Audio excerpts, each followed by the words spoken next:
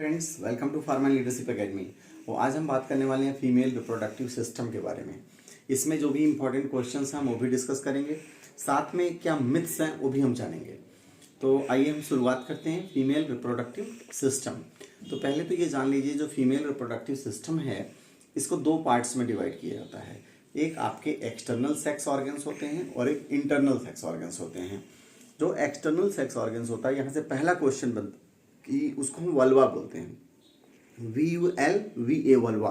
तो पहला क्वेश्चन क्या हो गया कि external sex organs are also called as genitalia भी बोलते हैं और वल्वा। और वल्वा में भी बहुत सारे पार्ट्स आते हैं, वो हम डिस्कस करेंगे। और इंटरनल सेक्स ऑर्गन्स की हम बात करें, इसमें कुछ पोर्शंस होते हैं जैसे vagina, uterus, fallopian tube, ovary. और जो आप इंटरनल देख रहे हो, एक्सटर्नल में अगर हम पार्ट्स की बात करेंगे तो आप ये समझ लो, यहाँ पे मैंने लिखा है mons pubis, labia majora, labia minora. फिर आप देखो Bartholin gland, Skene's gland, clitoris, urethra and vaginal openings. ये आपके आते हैं एक्सटर्नल सेक्स ऑर्गन्स में, जेनिटेलिया में, वल्वा के अंतर्गत। तो अब देखो, ये आप डायग्राम को देखो, यहाँ पे आपको क्लैरिटी है। हमने इंटरनल सेक्स ऑर्गन्स को यहाँ पे दिखाया है। तो आप देखो, पहला तो आपका जो क्वेश्चन क्या बना, एक्सटर्नल जो पार्ट है फीमेल रिप्रोडक्टिव सिस्टम का, उसको वल्वा कहते हैं। कौन कौन से पार्ट है, यहाँ भी क्वेश्चन बनता है। आपको ऑप्शंस दे दिया जाएगा और बोला जाएगा इसमें से कौन सा एक्सटर्नल फीमेल रिप्रोडक्टिव सिस्टम का पार्ट है।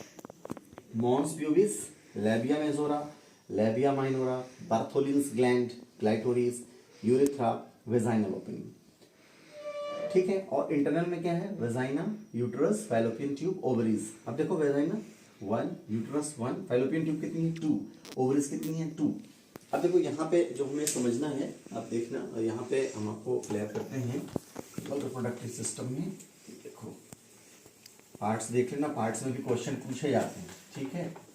तो ये अब यहाँ पे देखो, बेसिक जो समझना है हम लोगों को वो देखो। जैसे देखो, जब भी हम बात करें कि आपको पता है कि जो गोनैड्स हमारे होते हैं, अगर चाहे फीमेल हो चाहे मेल हो, तो ये दो काम करता है। एक तो ये गैमीट्स का प्रोडक्शन होता है, और दूसरा क्या होता है, हार्मोन्स रिलीज करते हैं। फीमेल के केस में अगर हम बात करेंगे तो EPR, P for estrogen, P for progesterone, R for relaxin, ये निकलता है।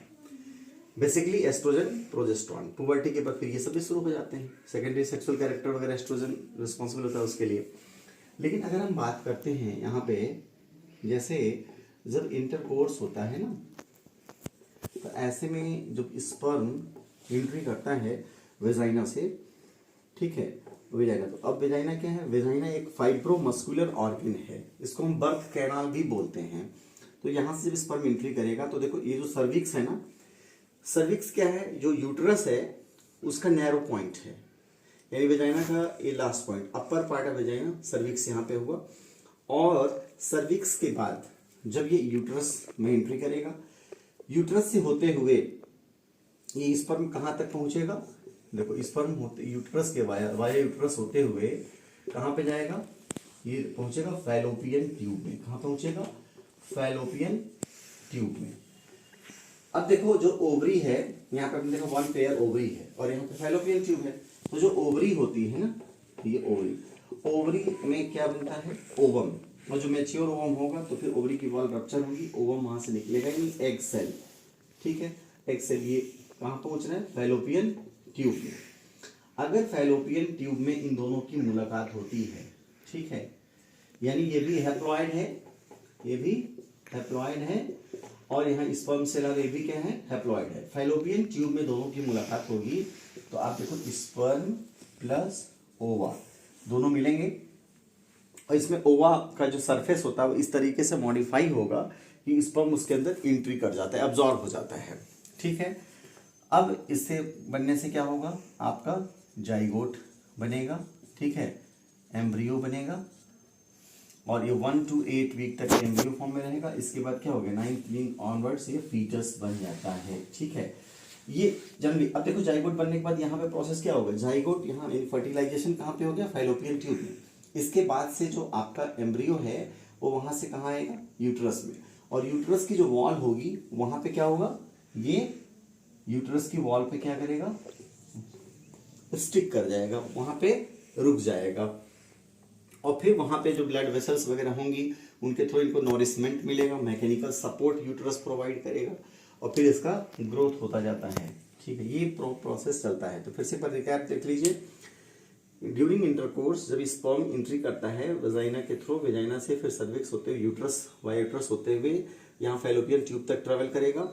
और यहाँ जो ओवरी है, ओवरी से ओवम या एग सेल बनेगा, ये भी फैलोपियन ट्यूब में आएगा। अगर इस समय जो ओवम है वो फैलोपियन ट्यूब में है और साइमल्टेनियसली स्पर्म वहां पर पहुंचता है और दोनों का फर्टिलाइजेशन हो गया, ठीक है, स्पर्म एंड ओवा का फर्टिलाइजेशन के बाद जाइगोट बन गया, एम्ब्रियो बन गया। तो इसके बाद ये एम्ब्रियो चूंकि सीलिएटेड होता है ना, ये फैलोपियन ट्यूब क्या होता है, सीलिएटेड होता है, इसमें सीलिया होते हैं। तो यहाँ से फिर मूव करते हुए वापस कहाँ पे आएगा, यूट्रस। और यूट्रस की जो वॉल होती है, कुछ ऐसे सेक्रीशंस यहाँ पे होते हैं कि जो स्पर्म को आगे फैलोपियन ट्यूब में ले जाते हैं और साइमल्टेनियसली यहाँ पे मैकेनिकल सपोर्ट, यानी जो एम्ब्रियो होगा यूट्रस की वॉल से क्या होगा, वहाँ स्टिक कर जाएगा, स्टिक कर जाएगा। फिर इसका ये ग्रोथ धीरे धीरे होने लगता है, नॉरिशमेंट वगैरह यहाँ पे मिलता है इसको।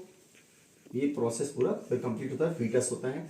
और जब फीटस यहाँ पे बन जाएगा, इसका ग्रोथ हो जाता है, बाद में क्या होगा, जो सर्विक्स है ना, ये यूट्रस की जो वॉल है यहाँ पे आप देखो ओपनिंग, ये वाइडनिंग होगा, वाइड होगा और उसमें रिलैक्सिन नामक हार्मोन का रोल होता है। यहाँ तक जो सेकेंडरी सेक्सुअल कैरेक्टर्स है वहां पे रोल किसका, एस्ट्रोजन का है। और बाकी फीटस के डेवलपमेंट, प्रोटेक्शन, ये सबका रोल जो है प्रोजेस्टेरॉन का है। और लास्ट मोमेंट पर डिलीवरी के टाइम पर एक चीज और इम्पॉर्टेंट है कि जब बच्चा यहाँ पे ग्रोथ होती है तो वो इस तरीके से होता है, यानी कि आप समझ लो कि उसका हेड ऊपर होता है और लेग नीचे होता है। लेकिन जब डिलीवरी का समय आता है तो ऐसे में क्या होगा, जब वाइडनिंग होगा, ठीक है, ये चौड़ा इसका होगा ना, तो ऐसे में जो बच्चे का पोजीशन हो जाती है वो इस तरीके से हो जाती है, यानी ये हेड पहले आएगा। तो यानी जब डिलीवरी होगा, रिलैक्सिन हार्मोन होगा, ऐसे में जब ये वाइड करेगा तो ऐसे में क्या होगा, ये हेड पहले आएगा और उसके बाद बॉडी पार्ट्स बाहर आते हैं। कभी कभी आपने सुना होगा कि बच्चे उल्टा पैदा होते हैं, यानी कि इस तरह की पोजीशन होती है। और एक कंडीशन होती है जब बच्चा इस पोजीशन में हो जाता है, कि इस तरीके से आड़ा तिरछे में, तो फिर वो क्या होता है, फिर ऑपरेट करके निकालना पड़ता है क्योंकि फिर वो बाहर नहीं आ सकता है। तो मान लीजिए रिलैक्सिन हार्मोन की कमी है तो ऐसे में प्रॉब्लम होगी ही होगी।